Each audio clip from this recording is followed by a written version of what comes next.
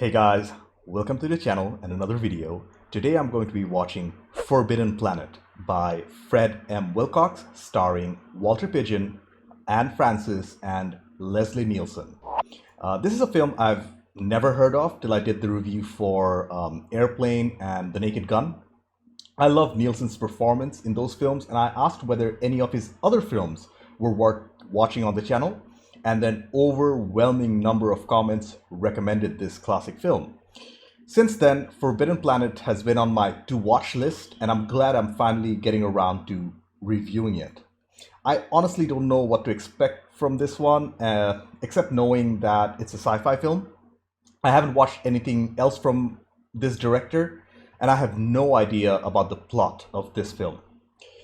I'm going into this film pretty much blind, and the only thing that I read from the comments is that the special effects or the effects that were used were very advanced for the time. I know that it's considered a classic. That's about it. But before we get into it, to help support the channel, I have a Patreon page for full-length reviews and reactions to this film and over 120 movies, early access and weekly polls for what to watch next. You'll need your own copy to watch along. The link's in the description below, by the way. Please consider becoming a patron. Please subscribe to the channel. Click that bell icon for instant notifications. Do check out my other videos. Like if you liked this video, dislike it if you didn't. With all that being said, let's get started. Forbidden Planet, Wilcox, Pidgeon, Francis, Nielsen. Let's go. The film starts off with the title. I'm pretty excited to see Leslie Nielsen in a dramatic role. I've only seen him do comedies. I'm guessing color films in the 50s were pretty new. Men and women in rocket ships landed on the moon. By 2200 AD, they had reached the other planets of our solar system. Now, more than a year out from Earth base on a special mission to the planetary system of the great main sequence star, Altair. Altair. I love the spaceship design. I also love this prop. Wanna bounce through this one? Very interesting sound mixing. Very stereoscopic sound. Wow, the effects are actually very decent for a film released 60 years ago. This type of sound must have been revolutionary back in the day. We're down to point 3896 at light speed.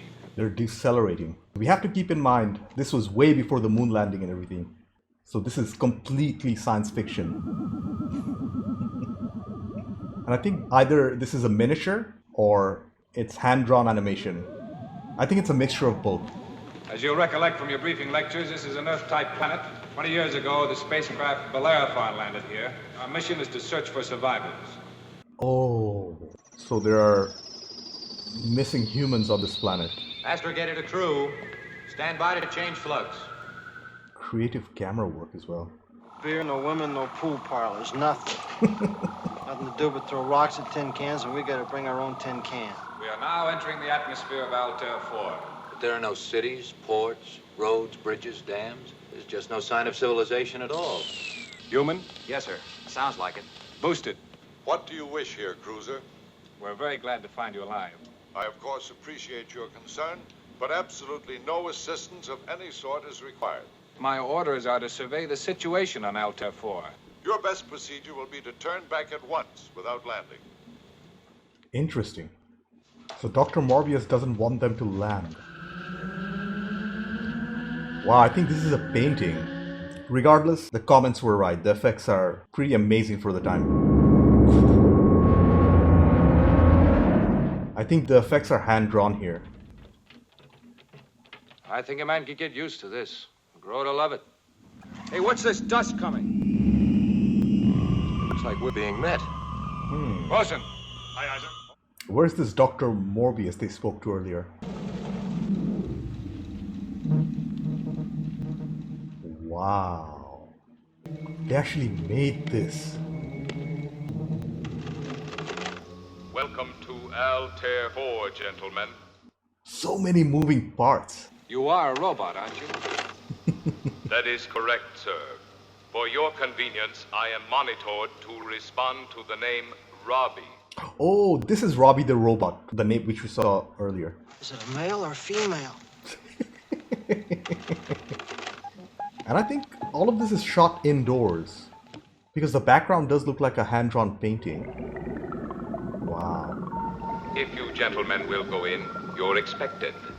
Very little green is being used. I'm sorry, sir, if we're not welcome, but we do have our orders. But of course you must stay for lunch, gentlemen, and do forgive the ill manners of an old recluse. Won't you come in? Whatever that lunch was, it was certainly delicious. Put your arm in there. Order canceled. In the wrong hands, mightn't such a tool become a deadly weapon? Very true. Aim right between the eyes. Fire. You see? He's helpless. This is before Asimov's laws, right? Doctor, do you mean that you made this gentleman? A useful enough toy, Lieutenant, but nowadays I have no time for such things. They're keeping this Morbius very ambiguous and mysterious. Let me show you another bit of parlor magic. I think that was stop motion animation. My wife and I differed from the others only in our special love for this new world. My dear wife died a few months after the others. Only in her case, it was of natural causes. Just what were the symptoms of all those other deaths? One by one, in spite of every safeguard, my co-workers were torn literally limb from limb. By what? By some devilish thing that never once showed itself. And yet, in all these 19 years, you personally have never again been bothered by this planetary force. Very good point. Father. Oh, he's not alone. Alta, I specifically asked you not to join us for lunch. I'm sure you never said a word about not coming in for coffee. I love her look and the hairstyle. It's very 50s. She's never known any human being except her father. I hope you'll make allowances too, sir. I've explained to them that you have my permission to visit Earth whenever you choose. There are animals. No. Watch. Holy crap, that's a real tiger. I can see that this scene is composited, like the tiger isn't really there, but it's so well done for the time. Just a routine checkup from the ship. I don't think audiences back then could tell. As you can see, we're under no restraint whatsoever. Knock that off, Quinn. 19 years ago, I dug those graves with my own hands. And I have, believe me, no wish to repeat that experience. Fasten your seatbelts, gentlemen. She's definitely interested. Easy with this cord. Again, big fan of the props. I'd like to check my final assembly for the monitor unit of the Oh. Klystron transmitter. What, already? Yes, sir. Adams has his eyes on the girl. I'll bet any quantum mechanic in the service would give the rest of his life for a chance to fool around with this gadget. I'm a stranger in this so-called planet. I was just wondering if I could get a hold of some of the real stuff. See here? Hey! I am analyzing. Love that sound effect. I like the fact that they're giving Robby the Robot a personality. Why should people want to kiss each other? All of the really high civilizations go in for it. But it's so silly. But it's good for you, though. It's good for you. I'd be only too happy to show you. He's taking full advantage of the situation. Yeah, I don't think the commander will like this. Honey, let's do this thing right. But don't you understand, Alta? The lieutenant and I were just trying to get a little healthy stimulation from hugging and kissing, that's all. Oh, that's all. Oh, go on. Get out of here before I have to run out of the area under guard. And then I'll put more guards on the guards. He's coming on a little too hard. I don't like him. I just don't like him. Except you do. Robby, I must have a new dress right away. Absolutely nothing must show. Below, above, or through. Huh. Like a sort of big breathing.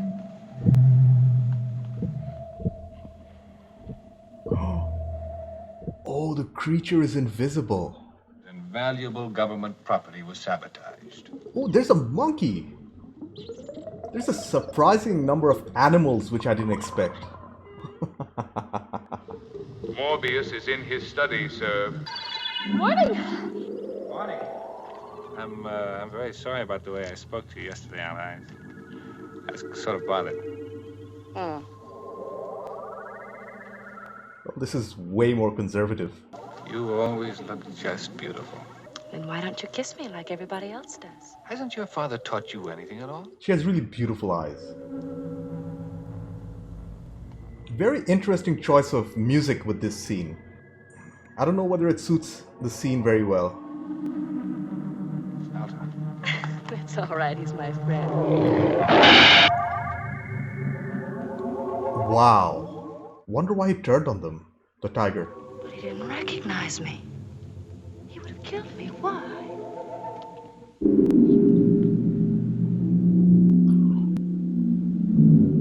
A hidden door. In times long past, this planet was the home of a mighty and noble race of beings, which called themselves the Krell. They were 1,000,000 years ahead of humankind.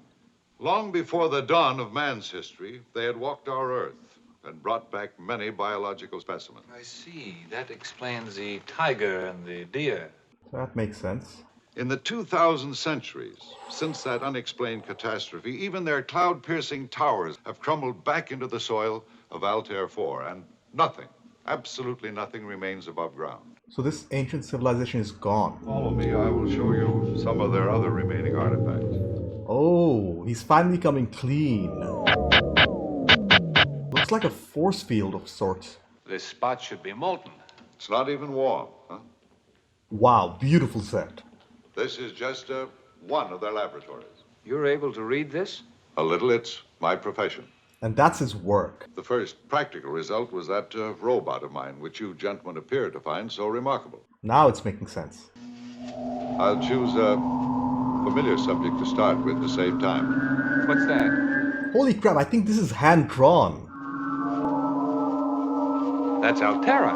Simply a three-dimensional image, Commander. Wow, holograms. Gentlemen, care to take the Krell test of your intelligence? Yes. How do I make an image? Just pull this switch No, here. stop. You'd never survive. Our Bellerophon skipper tried it, and it was instantly fatal to him. Well, the total potential here must be nothing less than astronomical. Wow. Nothing less. How often the Krell technicians have ridden in this little vehicle? I love these effects. Honestly, the animation work and whatever the heck this is. Look at the scale of it. 7,800 levels. Whoa. Again, this is beautiful because this is a great mixture of hand-drawn animation and an actual set. 9,200 thermonuclear reactors intact. Jeez. They set up a force field around the spaceship. Oh, it's the 60 gallons of booze he asked for earlier. Robbie, I ain't never gonna forget this. Whoa. It's the invisible creature. I think it's in. How did they do this? For close on 20 years now, I've been constantly, and I hope dispassionately, considering this very problem. And I have come to the unalterable conclusion that man is unfit as yet to receive such knowledge, such almost limitless power. I don't think one man can decide that. Skipper, the chief's been murdered. Skipper, his body is plastered all over the communications room. It's an enormous claw. Just doesn't fit into normal nature. Anywhere in the galaxy, this is a nightmare. You were with the robot last night? Yes, sir. Maybe you and I ought to drop over to that Krell laboratory and get our IQs boosted a couple of 100%. There aren't too many sets in the film if you think about it. We've seen inside the spaceship, outside the spaceship, the Krell laboratory, and Morbius's house. I'm sorry if I've leaned on you at all. You've got to understand that... Stop knocking yourself out, Skipper. She picked the right man.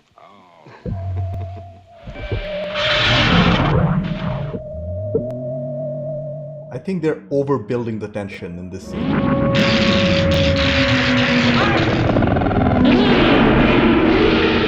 Whoa!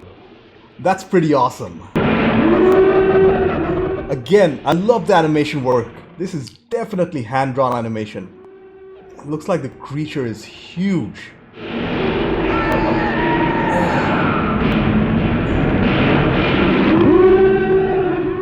So many of them are lit up. How's it? I just had a terrible dream. Huh? The thing I saw was trying to break into camp. It was going to kill me. Oh, does she have the premonitions as well? But any organism dense enough to survive 3 billion electron volts would have to be made of solid nuclear material.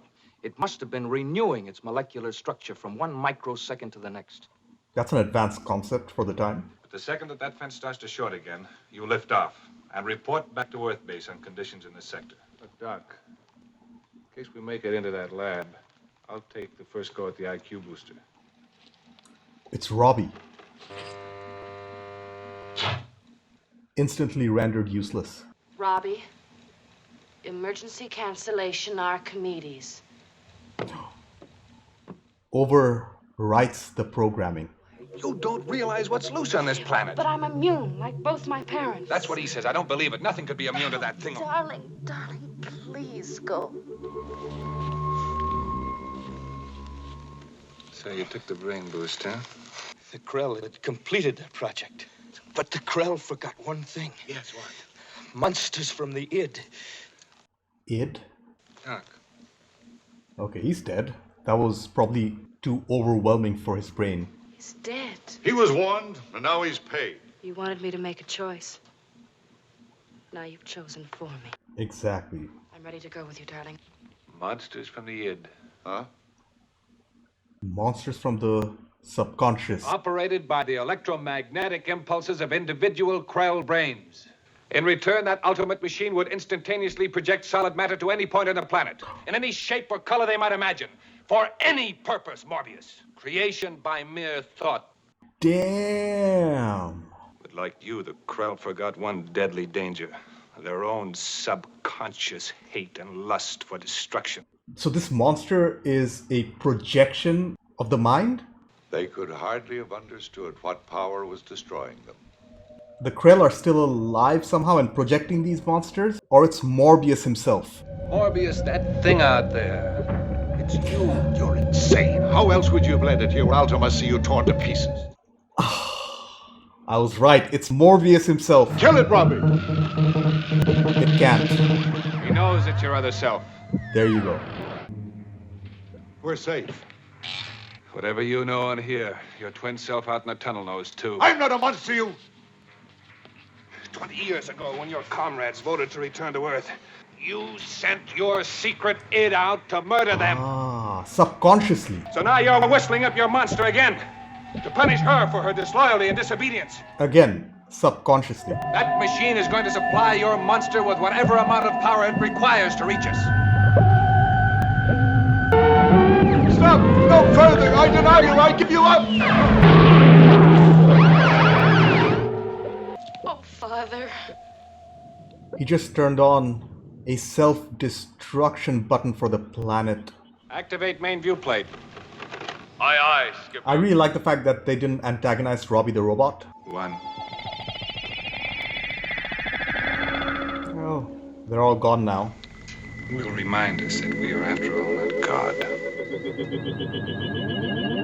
The end. Okay.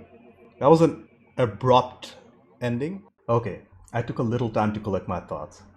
First off, that was a pretty good film as a whole, but more than that, it was a milestone in technical development and visual effects. Fred Wilcox did a competent job with the direction, and the acting was very decent by the cast.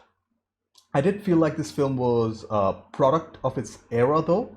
The strengths of the film included its concepts and imagination, the production design, animation work, costumes, props and sets, and that weird electro synth inspired score.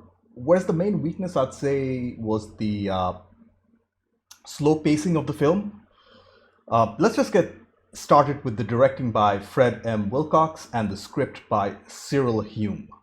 The film starts off with the landing of a C-57D starship on the planet of Altair 4 to determine the fate of the previous expedition that was sent about 20 years ago and they vanished. The plot, although very mysterious, was kept relatively simple, with the new expedition party meeting up with a Dr. Morbius and trying to figure out what exactly happened to the previous team. Dr. Morbius is coy with his answers, and Commander Adams is immediately suspicious of him and his actions. As they explore further, they learn about the previous inhabitants of the planet, the Krell, who seem to have perished a long time ago, I think 200,000 years, leaving behind a lot of advanced technology in their labs, which Dr. Morbius was studying for the past 20 odd years. He seemed to have mastered their technology, increasing his IQ by almost 200% along the way.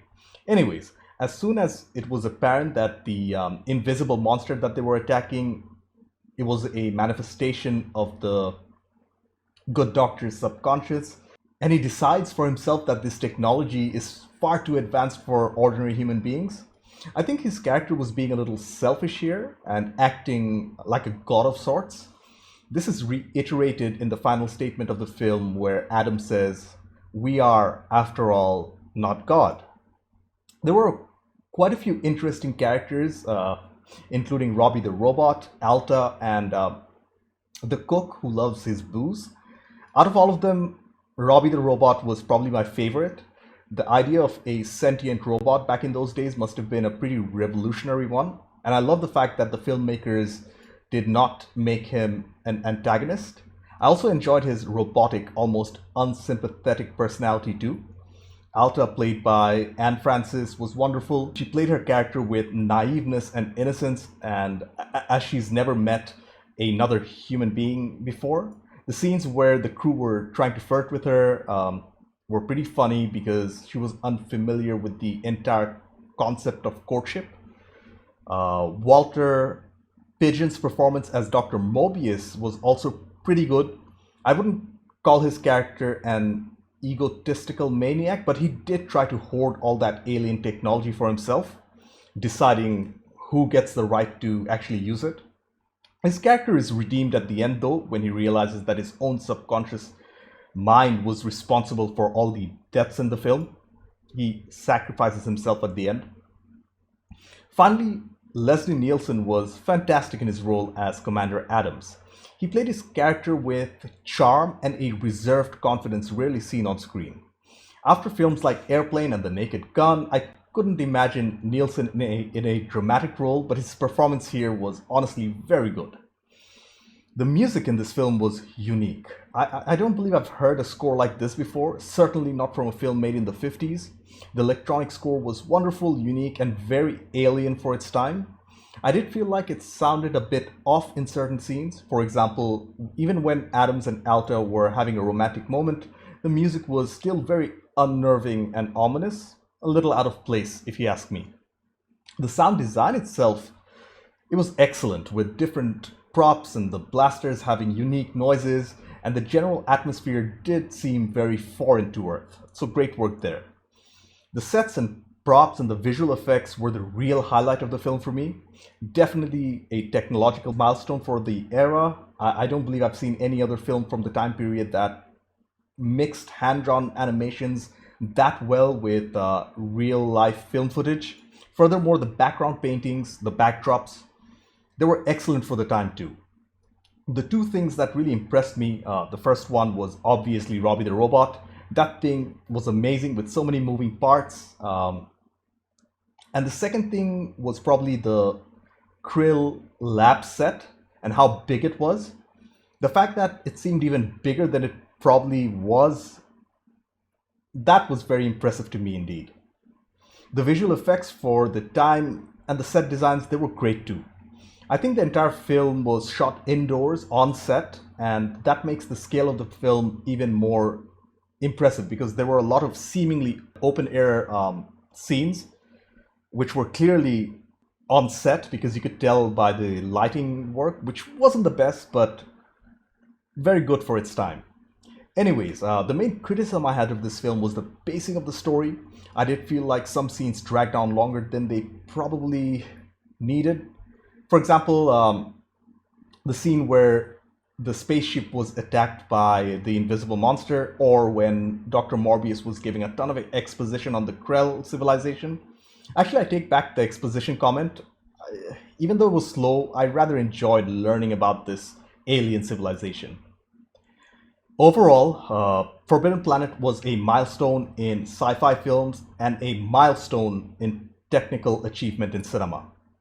Apart from the pacing issue, the actual concepts, production design, sets, props, score, costumes, they were all fantastic. The performance by the lead cast was solid, and I really loved the idea of Robby the Robot. I think this film was a precursor and an inspiration to countless other sci-fi films that came after it. It really is a classic, and it deserves its place in film history. I would recommend this film to lovers of sci-fi and a more mature audience, due to the slow nature of the film itself. Anyways, thank you for watching. I have a Patreon page, consider being a patron. Subscribe to the channel. Do check out my other videos. Click that bell icon for instant notifications. Like if you liked this video, dislike it if you didn't. I will see you in the next one. Bye.